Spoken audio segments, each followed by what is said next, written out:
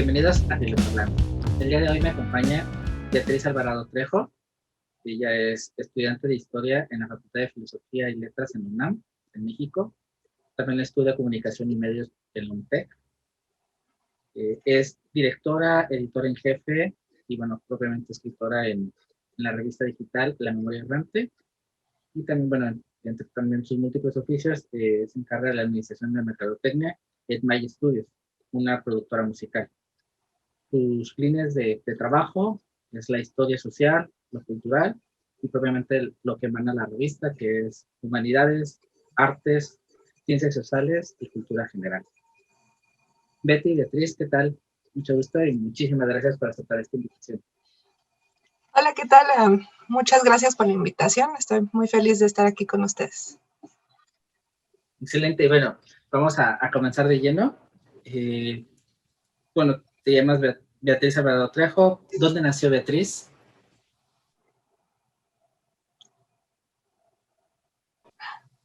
Hola, como que se trabó. Ya no te escucho. Otra vez. ¿Dónde naciste? Nací en la Ciudad de México. ¿Cómo definirías quién es Beatriz Alvarado Trejo? Qué difícil pregunta. Beatriz Alvarado es una revolucionaria muda que prefiere expresarse mediante las letras. Es una persona con muchas ideas, muchos proyectos y que nunca está quieta. Siempre busca hacer algo nuevo y compartir todo lo que sabe. Wow. ¿Y cómo está eso de muda? Porque, bueno, al final las palabras también traen palabras, aunque a lo mejor no las vocalizas, no las expresas en la voz, transmiten también ideas y creo que la historia ha demostrado que también los escritos cambian y hacen sesgos en la historia. Digo, muda en cuanto a que no hablo de esas ideas, pero sí las escribo. O sea, soy muda en ese aspecto, pero me expreso mediante otros medios. ¿Quiénes son tus padres? ¿Tienes hermanos? ¿Qué hacen ellos? Un poquito tu familia nuclear. Bueno, pues mi mamá se llama Rosario, ella estudió contabilidad y la mayor parte de su vida fue maestra de contabilidad en secundarias técnicas. Ella me enseñó mucho de amar la educación y la escuela en general. Mi papá se llama Juan y es ingeniero civil. Tengo dos hermanas, una de ellas es arquitecta y es ingeniera biotecnóloga y la otra es fisioterapeuta. También tengo dos hermanos. Uno está estudiando ingeniería mecánica y el otro apenas va en la preparatoria. Bueno, el que está estudiando ingeniería también es Juan y el de la prepa es Miguel. Todos están más enfocados en matemáticas y la salud, todo eso.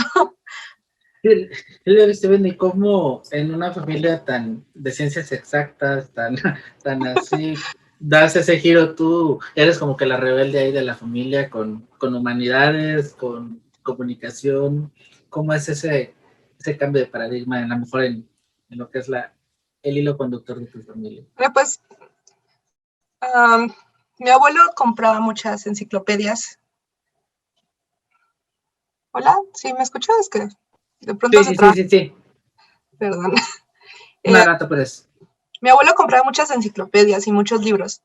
Además, todos mis tíos en sus facultades, sus prepas, les pedían libros. Entonces, mi casa siempre estuvo llena de muchos libros, en especial de ciencias sociales y, bueno, de arte, de historia. Y desde chiquita me encantó. Mis papás también leían mucho, mis hermanas igual, aunque no se dedicaron nunca a las humanidades, pero siempre les llamó la atención un poco.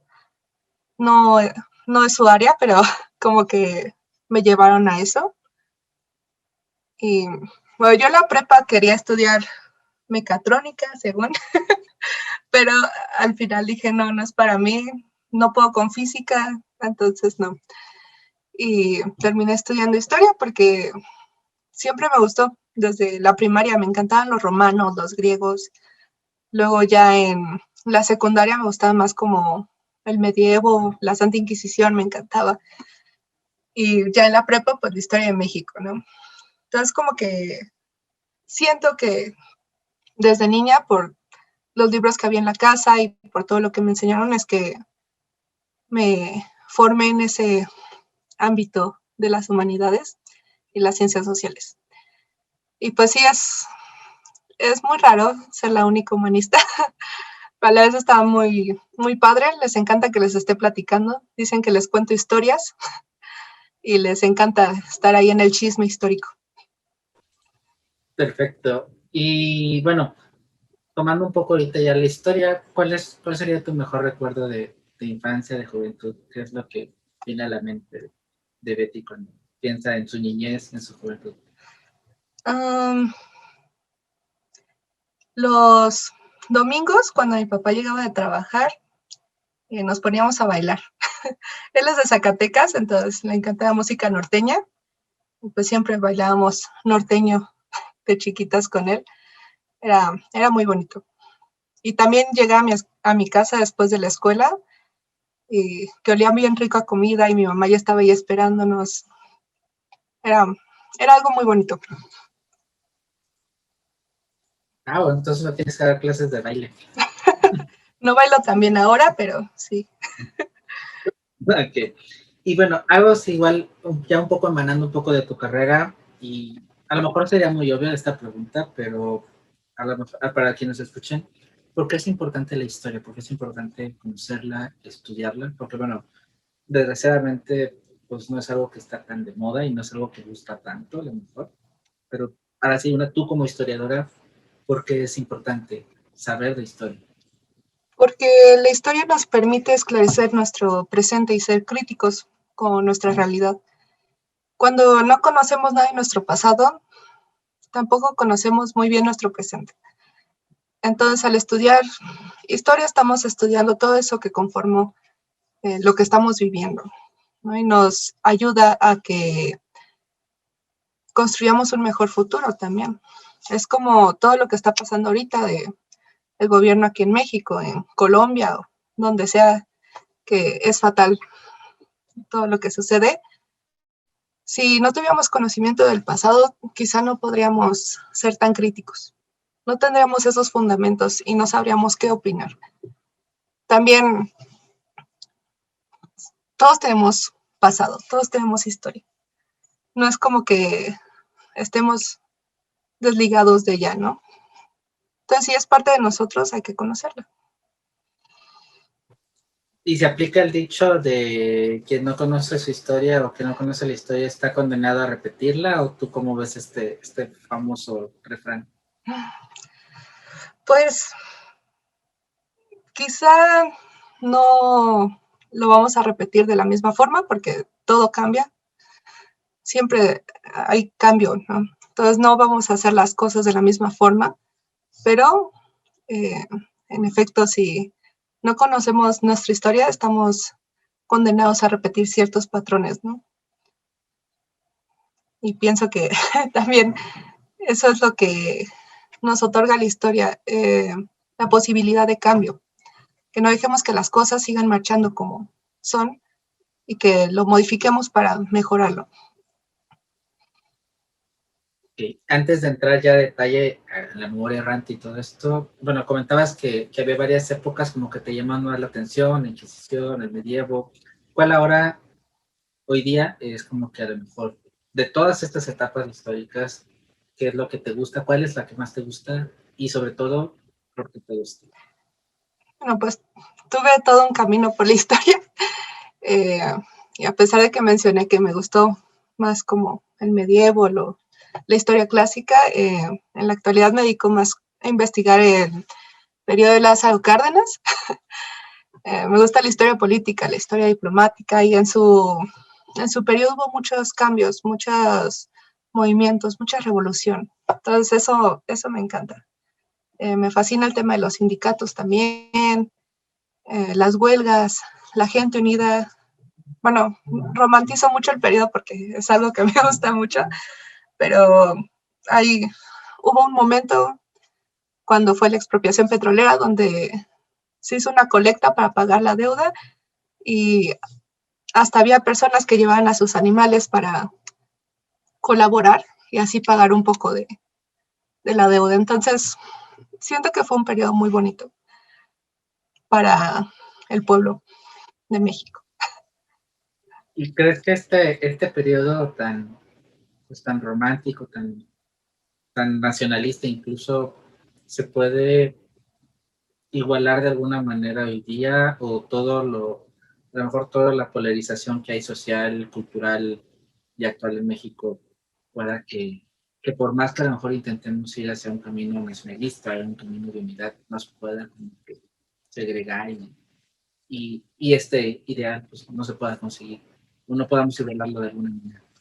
Pues siempre debemos de buscar la unidad. En México somos muy unidos cuando se trata de ciertas catástrofes. Lo vimos con el terremoto, lo estamos viendo ahorita con lo que sucedió en el metro. Mucha gente se acerca a ayudar siempre, como que buscamos ayudar al prójimo, ¿no? En especial en nuestra familia. Eh, pero también hay mucha polarización en la actualidad. No sé si se pueda llegar a un acuerdo en estos momentos en el que todos nos unamos para una causa, porque cada quien tiene sus ideas, su línea política está muy marcada, entonces es muy difícil cuando no se tiene cultura política, cuando no se tiene tolerancia ni empatía. Entonces, primero se tendría que trabajar muchas cosas. No creo que podamos volver a repetir ese episodio porque pues, tuvo su contexto, ¿no? Y es muy distinto en la actualidad. Pero podríamos rescatar ciertas cosas y tratar de repetirlas, quizá podría funcionar. Pero sí, se necesita mucha educación primero aquí en México, muchos valores. En esa época había mucha ignorancia, la verdad, pero la gente estaba cansada. Ahorita tenemos más acceso al conocimiento, pero igual seguimos siendo muy ignorantes. Y aunque estamos cansados, como que no estamos lo suficientemente cansados como para unirnos y buscar el cambio.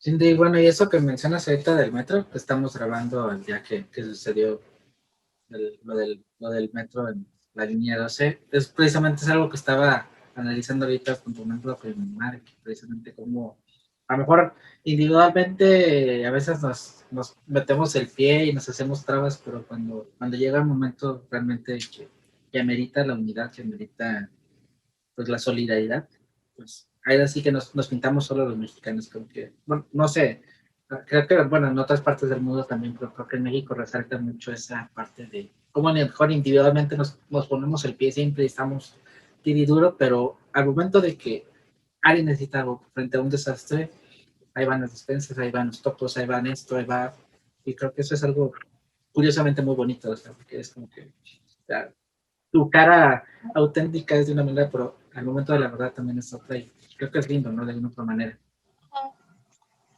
Y bueno, ya entrando un poquito a detalle, La Memoria Errante, bueno, ahora es una revista mensual, pero bueno, la Memoria Errante, primero, ¿qué es a hoy día? Y ya, si quieres, vamos ahora un poquito a la historia de la Memoria Errante, pero ¿cómo definirías a quien nos escucha y quien no sabe quién es o qué es la Memoria Errante? ¿Qué es la Memoria Errante? Bueno, La Memoria Errante es una revista cultural. Tratamos de compartir un poco de nuestras perspectivas en cuanto a las humanidades y las ciencias sociales y también del arte. Eh, pues somos un equipo muy diverso. Hay historiadores, filósofos, hay un científico, bueno, estudió ciencias políticas, una psicóloga social. Somos de todo un poquito y tratamos de compartir lo que nos gusta, lo que pensamos, todas nuestras ideas. Para eso se creó la Memoria Errante, para compartir nuestras ideas y dar un espacio donde cualquiera pudiera participar. Y en la actualidad Es un espacio muy amplio y está abierto a todo público y a cualquier colaborador.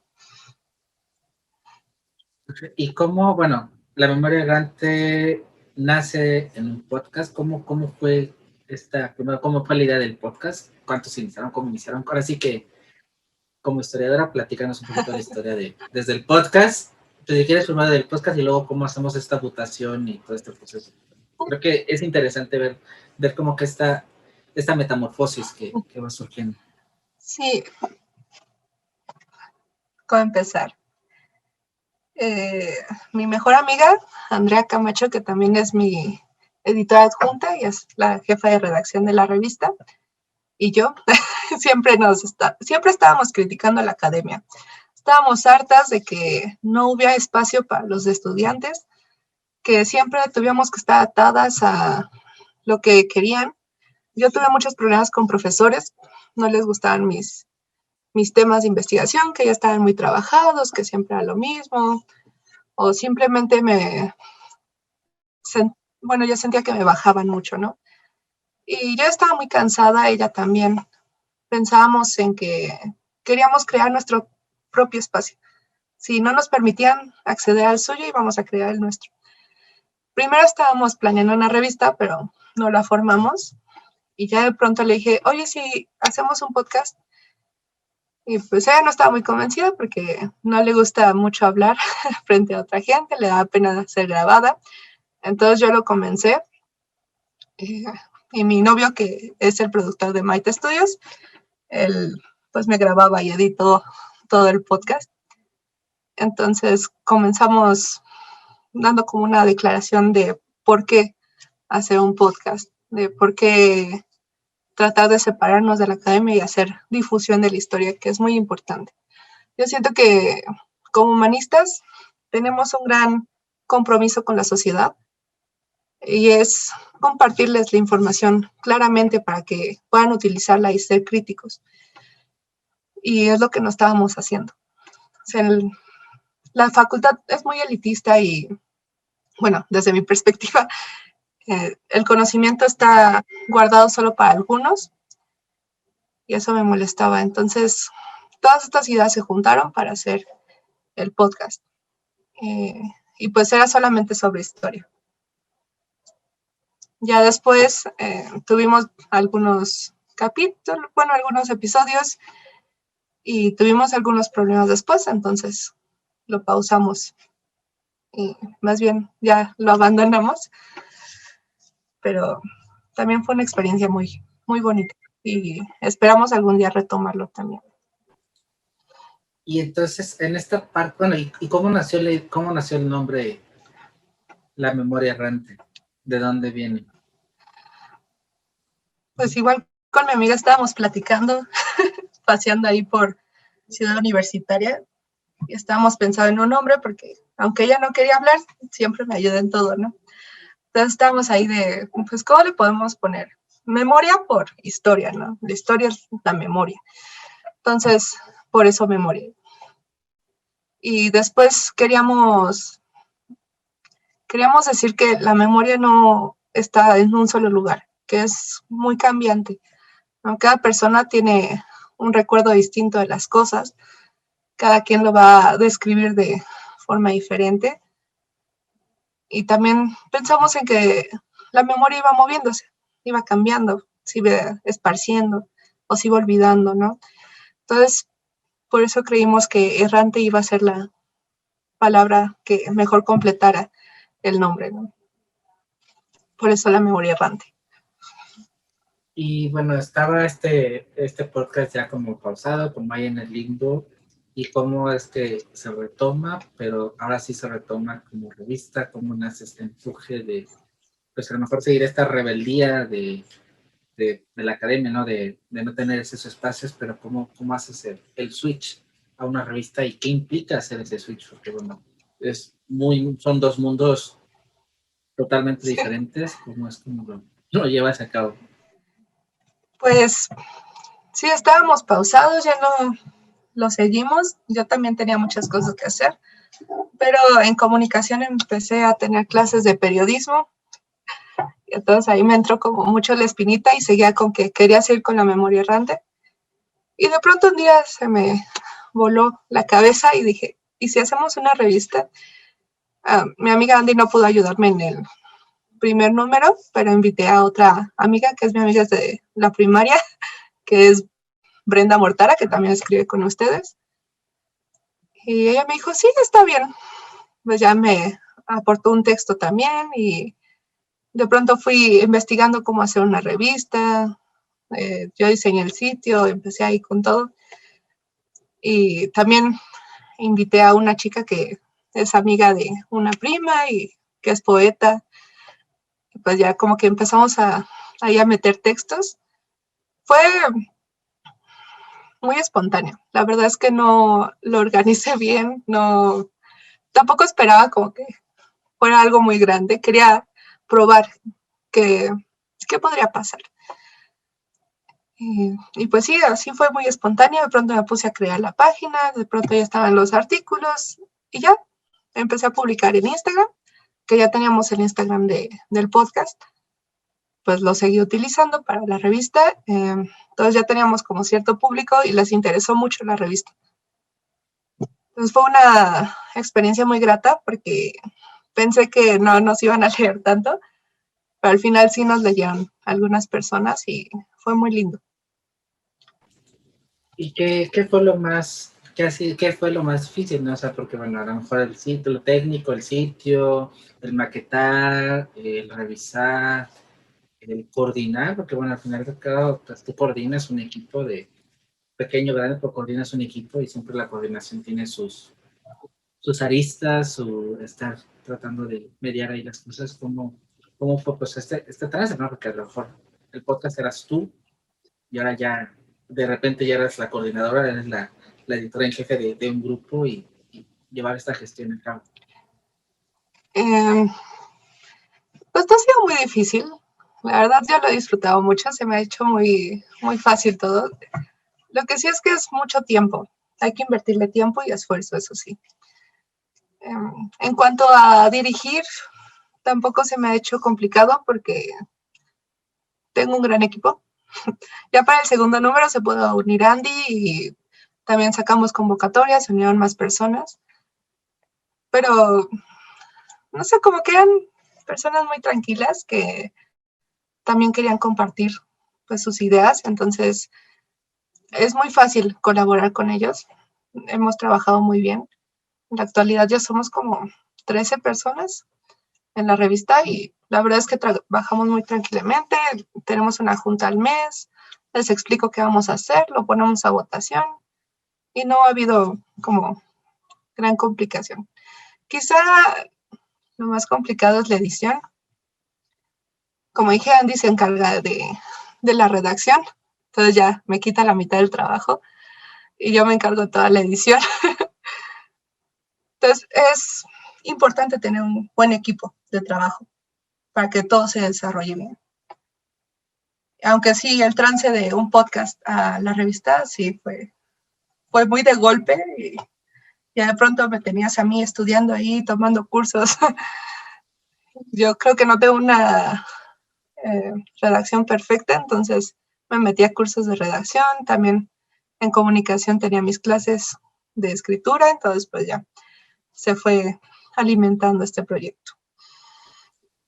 Bueno, ha sido un proyecto que inició el año pasado, ¿no? Que se retomó el año pasado. ¿Qué ha sido en este proceso lo que digas, el éxito más o lo más lindo que te ha sucedido en este tiempo tan corto? ¿Qué tienes como que tu recuerdo más preciado de este tiempo? Podría ser. Bueno, es que han sido varias cosas. Por ejemplo, cuando lanzamos las convocatorias, que han sido dos, para formar parte del equipo, muchas personas estuvieron interesadas y eso fue, para mí fue una gran sorpresa porque no creí que tantas personas se interesarían, pero me decían, es que es una gran propuesta, me gusta mucho la idea, entonces enviaban sus trabajos, eso fue algo muy lindo y también luego recibimos correos que, bueno, de nuestros lectores Y nos dicen, es que me sentí identificada con esto, esta reseña me gustó mucho, voy a leer tal libro. O me preguntan bueno, quieren obtener más información de ciertos temas, ¿no? Ya les he recomendado libros. Quiere decir que sí están leyendo la revista y que está significando algo para ellos. Y eso es lo mejor. Sí, cuando marcas, ¿no? Cuando logras como que dejar tu huella, eso es lo más bonito. Y bueno, hablas en esta revista de humanidades, de artes, de ciencias sociales, de cultura general. Tienen una temática como mensual, es más como en esta junta que dicen, bueno, este mes vamos a hablar de esto y el siguiente de esto. ¿Cómo se lleva a cabo pues ahora sí que el detrás de un poquito de la novela? Bueno, a lo mejor muchos de nosotros nos conocemos, vemos una revista y le vemos, qué linda, y ya está bien, pero desconocemos todo eso que tú empezaste a aprender de alguna otra manera y que aprendiste, ¿no? Hiciste todo este proceso autodidacta. Sí, pues sí elegimos un tema mensual, tratamos de que todo se enfoque a ese tema. A veces es difícil definir el tema. Más, bueno, para marzo nos tocó que el tema que habíamos elegido se podría tornar complicado por ideologías, esas cosas. Hablamos sobre las mujeres escritoras. Entonces, a ciertos grupos no les parece que hombres hablen sobre mujeres, ¿no? Y yo comprendo muy bien eso, entonces fue complicado. Pero también mi equipo dijo, no, pues no importa, yo estoy de acuerdo y voy a hacerlo. Y yo, bueno. Entonces les proponemos el tema y las fechas y todo, y entonces ellos me dicen si les parece o no les parece. También si hay un cambio, les aviso. Todo el tiempo estamos en contacto. También definir el nombre del número de cada mes es medio difícil porque luego no sabemos bien cómo ponerle o queremos ponerle muchos nombres, ¿no? Pero tratamos de definir el tema desde antes para no complicarnos tanto la vida. De hecho, para mayo hablaremos sobre la Ciudad de México. Y pues bueno, ya estamos trabajando en eso. Después de que se hace la junta y que ya todos aprueban el tema, esperamos hasta el último día de recepción de trabajos para que nos envíen sus textos. Ya después empezamos a editarlos. También tenemos un verificador de datos. Entonces hay que primero verificar que los datos estén correctos, igual que las fuentes. Después checar la ortografía y la redacción. Después de eso me lo envían para yo agregarlo al documento de PDF y también a la revista. Y después ya crear el contenido para redes sociales. También nos han llegado invitaciones para obras de teatro o nosotros invitamos a personas para realizarles entrevistas. Entonces ya también estamos subiendo nuestras entrevistas a YouTube y también ese es mi trabajo, editar los videos. Entonces sí es algo laborioso. No crean que es tan fácil nada más subir todo hacia la página y ya. Muchas veces me ha pasado que no lo guardo y se borra todo y hay que empezar de nuevo. Sí es como un gran trabajo, pero más o menos así nos manejamos y como te digo, tengo un gran equipo, entonces ha facilitado mucho las cosas. No, sin duda, el tener un equipo que a lo mejor no se ve, porque bueno, al final a lo mejor tú eres la cara, ¿no? Pero el tener siempre un equipo atrás que te está así como que no solo empujando, sosteniendo, es lo que hace que todo vaya fluyendo, porque si no es imposible hacer tantas cosas por uno mismo. Y bueno, tomando un poquito esto del equipo, ¿cómo se comunican? O sea, ¿usan por ejemplo, alguna aplicación, WhatsApp, o los Zoom? Bueno, y también todos están en la Ciudad de México de una u otra manera y con la pandemia migraron a lo remoto o desde origen nacen como remotos. ¿Cómo es esta organización? Porque sería interesante creo que abordar la organización interna de la niña. Desde el principio fuimos digitales ya, porque bueno, yo conocí a mis amigos que son parte del equipo también, pero a los demás escritores yo no los conozco en persona. Se unieron por las convocatorias. Tenemos un grupo de WhatsApp, ahí les informo de las juntas y todo. También por correo electrónico. Tratamos de que sea muy formal, se ve más bonito, ¿no? Y también nuestras juntas son por Zoom o por Google Meet. Ya es la única forma en que nos conocemos. No hemos tenido la oportunidad de tener una junta presencial por todo esto de la pandemia. Además, no todos viven en la Ciudad de México. Una de nuestras escritoras se llama Han y ella es de Veracruz. O hay otros que viven como en el Estado de México, entonces también no es fácil reunirnos. Y esta gestión digital, bueno, ¿cómo lo ves tú? ¿Para ti es más cómodo a lo mejor plantear este trabajo remoto o es complicado? A lo mejor tu ideal sería, ¿no? Mejor todos en un mismo lugar y reunirnos y pasamos las USB, bueno, porque tú tienes, bueno, la experiencia de que conoces a varias partes, a varios miembros del equipo en persona y a lo mejor dices, bueno, a lo mejor el face to face es mejor que lo remoto o lo digital te da otra opción, otro perfil. ¿Qué es lo que tú valoras más? Porque también, bueno, dentro de comunicación y en la historia misma, ¿no? ¿Cómo es este proceso de la transformación a convertirse en empresas digitales de alguna manera? El formato remoto es mucho más cómodo, la verdad. Es más fácil, es más rápido, la comunicación es inmediata. Si fuera presencial, no siempre podríamos vernos, entonces eso complicaría las cosas y terminaríamos mandándolo por WhatsApp o por correo. Entonces sí ha facilitado mucho. Yo preferiría que fuera presencial porque cuando estamos cara a cara puedes tener mejores debates, ¿no? Quizás si a ellos no les gusta el tema, se sentirían más cómodos de hablarlo, ¿no? O de proponer otras cosas. Siempre en presencial es más cómodo, según yo, hablar y decir ciertas cosas. Pero pues es lo que nos tocó también por la pandemia. También iniciamos el proyecto ya estando la cuarentena y todo esto, entonces, pues sí, es más fácil, la verdad. Pero yo preferiría vernos y, pues sí, tener este contacto más directo. Agarrarse ahí en la cara, ¿no? Dices, no, sabe más rico.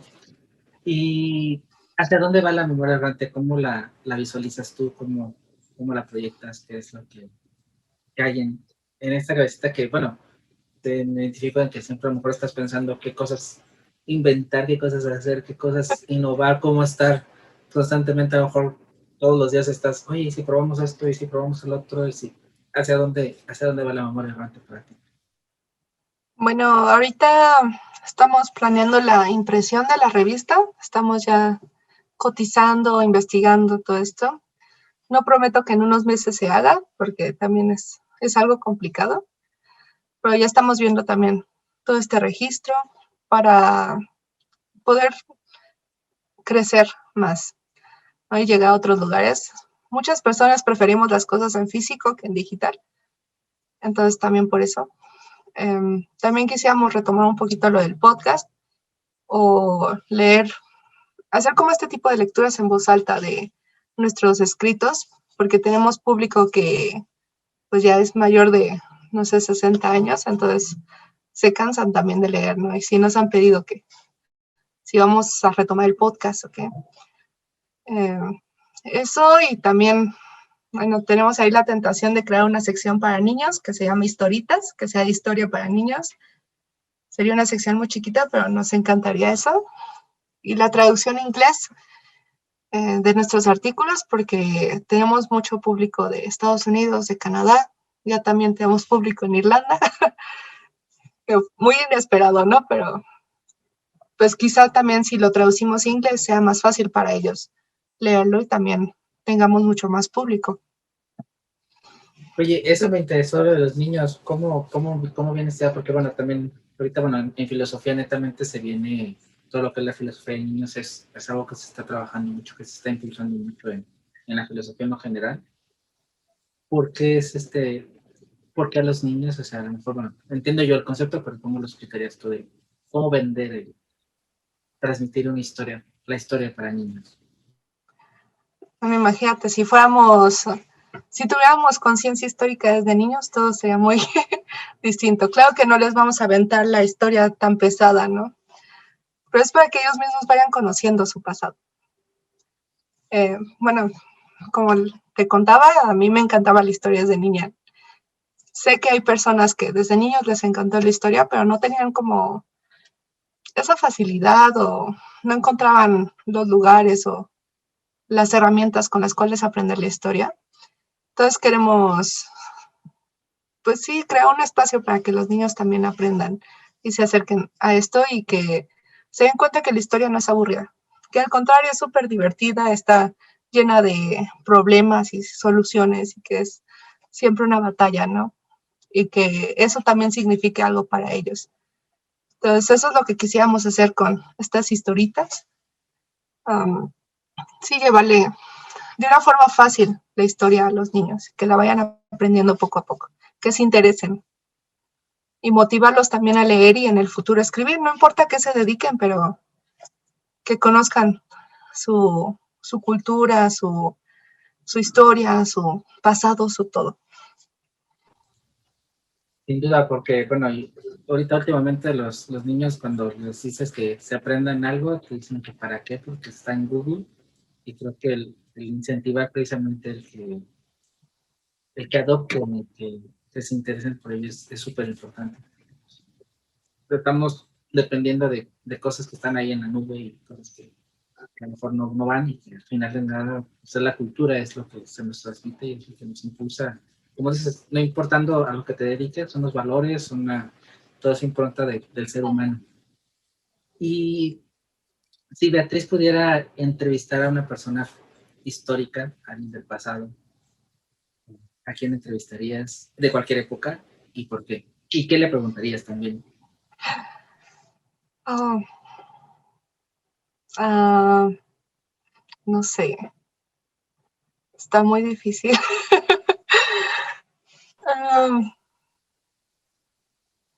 Bueno, es que hay muchas figuras históricas que admiro y que a la vez no admiro porque somos humanos, todos tenemos errores. Pero quizá entrevistaría a Porfirio Díaz. Es un personaje muy interesante. No, no halago todo lo que hizo, pero también tiene sus cosas buenas. Y le preguntaría por qué decidió quedarse tanto tiempo en el poder y si cree que valió la pena todo lo que hizo. Esa es buena. Creo que el valer la pena. ¿Y tú no podemos decir que lo juzgas, pero cómo ves a esta figura? ¿Cómo ves a Porfirio? Igual, bueno, aprovechando que nos ven no solo en México, nos van a ver en toda Hispanoamérica y allá en España, ¿cómo definirías a Porfirio Díaz? ¿Qué dirías de Porfirio Díaz? Así, un abstract muy sencillo. Bueno, Porfirio Díaz fue presidente de México y terminó convirtiéndose en dictador. Fue una figura más bien es una figura icónica en nuestra historia, porque, bueno, dio muchísimo de qué hablar. Él llegó luchando contra la reelección y terminó reeligiéndose como más de 7 veces, creo. Entonces, muy gracioso, ¿no? Esto que hizo.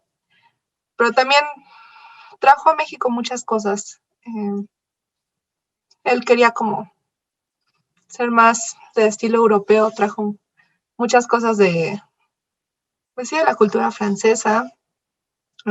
Quería traer la modernidad, quería administrar bien todo esto y pues de cierta forma lo logró, pero a costa del empobrecimiento y la injusticia hacia pues la mayoría del pueblo, porque como siempre solo un pequeño número de los habitantes de los países son los que tienen acceso a todo y todos los demás no. Entonces también hay que considerar que en su periodo hubo mucha represión. Eh, no es que se haya enriquecido todo el mundo, porque en realidad solo se enriqueció una parte. También hubo muchas revueltas. O sea, por eso pienso que sí fue un periodo bueno, pero a la vez fue un periodo malo. Como todos los periodos, siempre está esta ambivalencia, ¿no?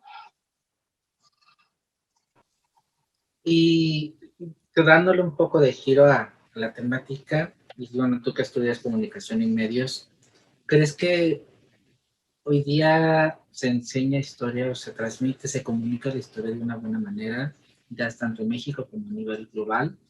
¿O qué es lo que nos falta para conocer la historia y para que, más que nada, se transmita a lo mejor a masificarlo? Porque creo que a lo mejor sí, bueno, si vas a una biblioteca y coges un libro, a lo mejor pues, puedas encontrar algo de información, pero al momento de hacerlo a los masas, ¿qué crees que está fallando quizás localmente para lograr ese objetivo? Sí, como decía al principio, pienso que la academia es muy elitista. Siempre como que los humanistas estamos en nuestro trono y viendo a los demás desde arriba, ¿no? Ese es nuestro principal error, porque sin la sociedad a la que parece que no pertenecemos, no seríamos nada.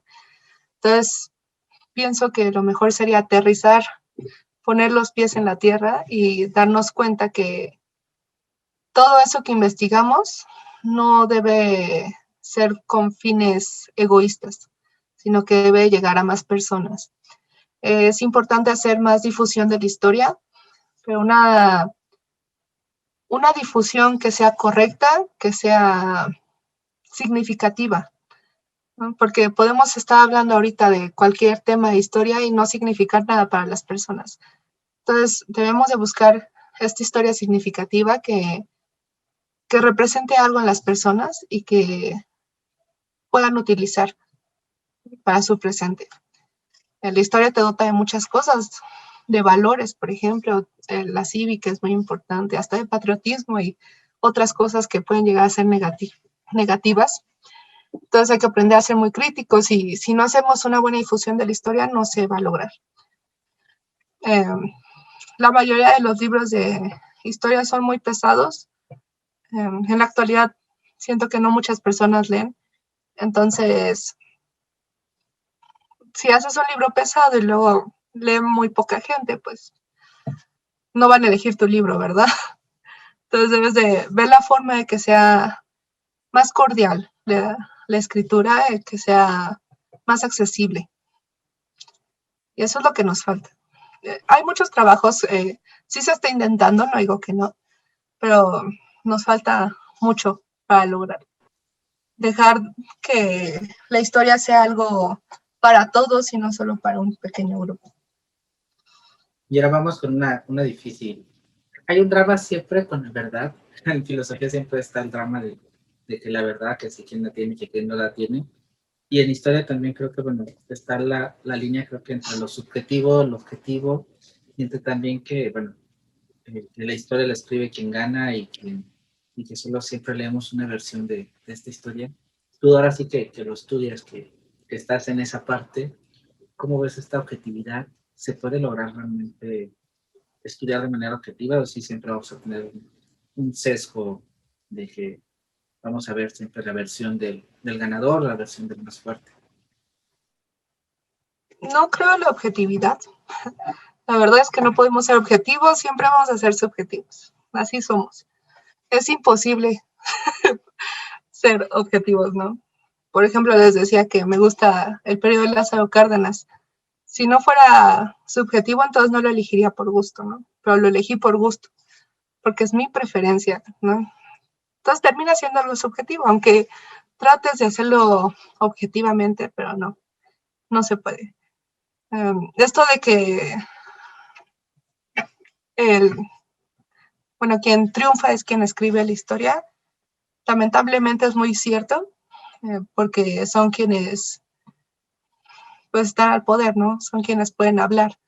El perdedor es callado, pero también muchas veces puede hablar y no se conoce mucho lo que dijeron. En la actualidad ya también existe historia desde abajo que trata de darle voz a otros grupos, no solo como pues a la política o esta cultura muy elitista, sino que ya también sí se quiere dar voz a otras personas, ¿no? Que ya no están vivas, pero que estuvieron y también fueron importantes. Pues sí es importante tener esto en cuenta que todos tienen voz, todos somos parte de esto y por eso somos importantes. En cuanto a la verdad, no hay verdad absoluta, para nada. Siento que es más por consenso, siempre es como, si 6 de 10 dicen que es verdad, pues entonces se hace verdad. Hasta una mentira repetida muchas veces puede ser verdad, simplemente porque la aceptamos. La escuchamos tanto que decimos, sí, es cierto. Pues así igual se maneja en la historia, hasta en periodismo, que tratan de ser también muy objetivos y dar la información tal y como es. No es cierto.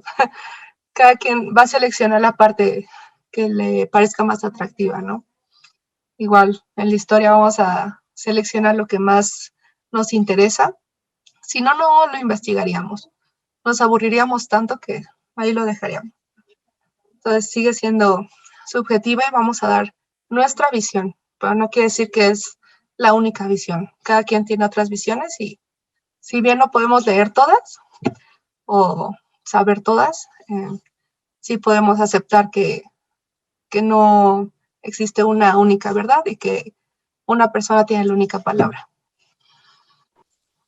¿Y cuál sería el consejo que le darías a una persona que a lo mejor tiene cierto interés por la historia, pero que quizás se repele por todas estas cosas que estás analizando, que estás comentando de la subjetividad, de que quizás lo que voy a leer no es la versión verdadera, de que hay fake news por ahí, de que voy a leer la versión falsa?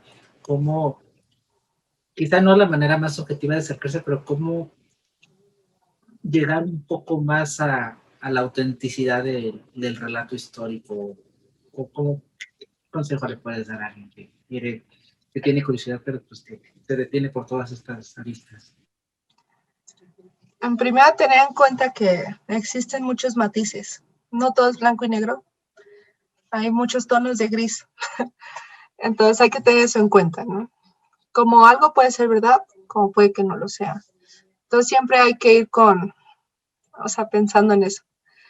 También puede que algunos libros digan puras mentiras, pero nosotros no lo sabemos. Entonces hay que leerlo y también leer su contraparte si es que existe, y así nosotros dar nuestra propia opinión, elegir cuál para nosotros es lo más acertado. Para eso siempre hay que leer de todo un poco. Si, por ejemplo, lees mucho de política de izquierda y no conoces la política de derecha, no te puedes dar una idea sobre lo que hablan los demás. Y así igual en la historia, si lees lo de, no sé, historia desde abajo, también hay que leer historia desde las élites, que es la que siempre se habla, ¿no? Entonces, pues sí, es leer todo esto para tú crearte tu propia idea de la historia. Y no es que la historia sea totalmente falsa y que no podamos decir es que esto es así porque es así. Porque la historia se basa en documentos y en pues, las fuentes que se han juntado, que se encuentran. Entonces, no piensen que toda la historia es falsa, pero se escribe desde lo que se ha encontrado, ¿no? Y es lo único que nos abre las puertas al pasado. Entonces, pues sí, hay que tener en cuenta eso. Perfecto. Y bueno, para ir un poco ya aterrizando, cerrando todo, las convocatorias que se hacen para la memoria errante, para quien nos escuche, a lo mejor le pico ahí la inquietud, ¿siempre son abiertas a todos o es como que un equipo editorial siempre cerrado y a lo mejor nada más de vez en cuando invitan a alguien externo? ¿Cómo, o cualquier persona puede participar? ¿Cómo es esta parte? Bueno, en nuestra página hay una sección que dice colabora con LM. La convocatoria siempre está abierta. Si quieren pertenecer al equipo de la memoria errante, pueden escribirnos. De hecho, cualquiera que nos escribe para colaborar, siempre les damos la opción de si quieres colaborar para solo este número o quieres participar para ser parte del equipo. O sea, está abierto. Quizá no lo decimos tanto, pero es convocatoria abierta. Cualquiera puede participar. No siempre publicamos en las redes las convocatorias de cada mes. Ahorita sí la publicamos, pero no lo hacemos tan constante, pero igual tenemos entendido que siempre está abierto. Quizá lo deberíamos de publicar más para que se acerquen también, pero si quieren participar, no importa que sean humanistas o científicos sociales, no importa. Es más, no importa si estudiaron o no estudiaron. Si ustedes quieren opinar o dar su punto de vista sobre algo, pueden escribirnos. Todas las personas cuentan y no nos vamos a limitar por eso. Igual si no escriben también, no hay problema, nosotros les podemos ayudar, para eso también estamos, para ayudarlos y que su texto sea también más entendible para el público. ¿Y hay una línea editorial una línea editorial como tal, un lineamiento a que seguir, o cualquier persona puede hablar de cualquier tema? ¿Cómo se maneja ese sentido? Porque es algo, creo que a veces cuando es una publicación son temas muy como que con pincitas, y cómo se ve con ustedes. Nuestra principal regla es no compartir propaganda política ni religiosa. Fuera de ahí puede ser cualquier tema. No apoyamos ningún tipo de propaganda porque sabemos que cada quien tiene ideologías distintas en el equipo, entonces pues mejor dejarlo en medio neutral, ¿no? Otra cosa es que siempre buscamos que sean tolerantes y muy respetuosos. Si no te gusta algo de lo que están exigiendo respeto en la actualidad, te tienes que adaptar. Tampoco vamos a aceptar que, no sé, nos envíen un texto muy transfóbico, muy machista, como juzgando a los demás, eso sí, ¿no? Entonces, mientras se respete y se tolere lo demás, pues sí, está todo bien. Yo iba a mandar mi texto de vota por filosofía en la red, pero ya la propaganda no sé. Y bueno, ¿cuáles son tus redes? Bueno, tanto primero de la memoria errante en particular, y bueno, general, y luego también platicábamos fuera de grabación que Beatriz Alvarado no es tan chica redes, pero igual, ¿dónde te pueden encontrar? Que pueden ser estas dos caras, porque pues era la cara de la memoria errante, y pues a lo mejor alguien se va a interesar no solo por la publicación, sino por ti en particular. Me pueden, primero la revista la pueden encontrar como La Memoria Errante en Instagram, Facebook y YouTube. Y también, en Twitter casi no lo utilizamos, ya tiene mucho que no publicamos nada, así que no les recomiendo seguirnos.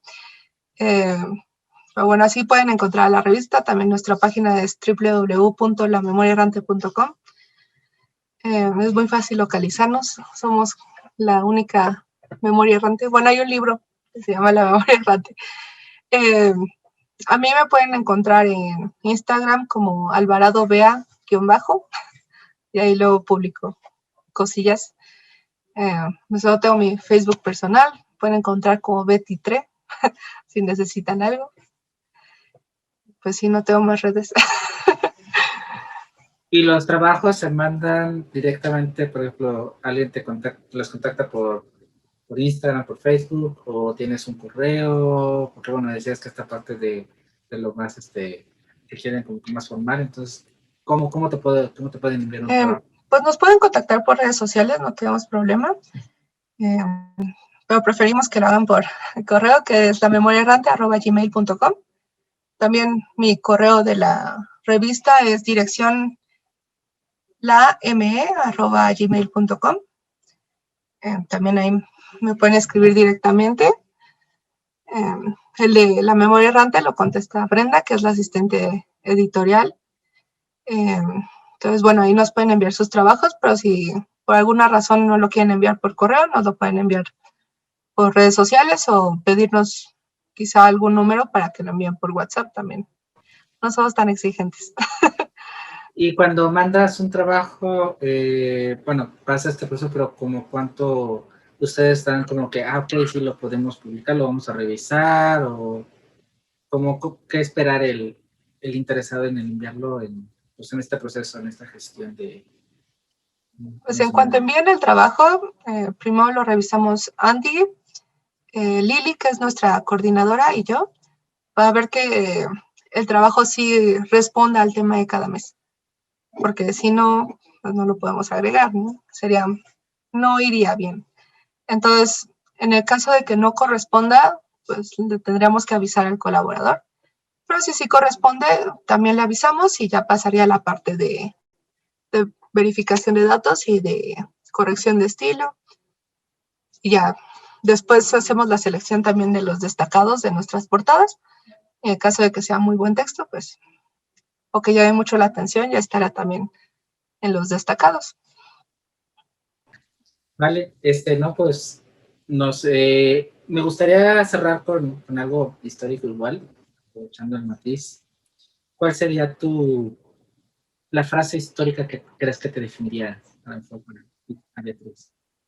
La frase, el momento ahí.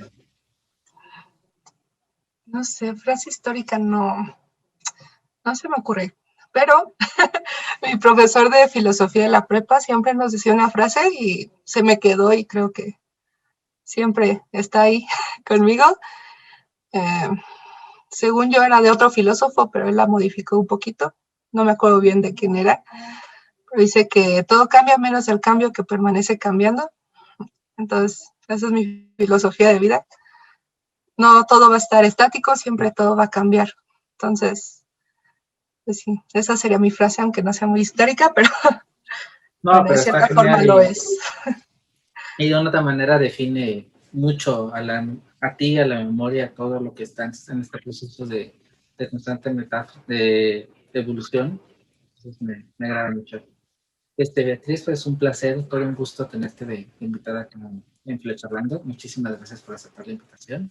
Y pues bueno, vamos a compartir todos los enlaces de la lengua de rata ahí en los comentarios, en la cajita de comentarios, pues sigan, los lean y chance también les puedan enviar muchos trabajos para que sigan nutriendo la revista. Muchas gracias por la invitación, fue un placer. Y sí, espero que colaboren con nosotros. Como les digo, siempre está la convocatoria abierta para cualquier persona. Esperamos sus trabajos.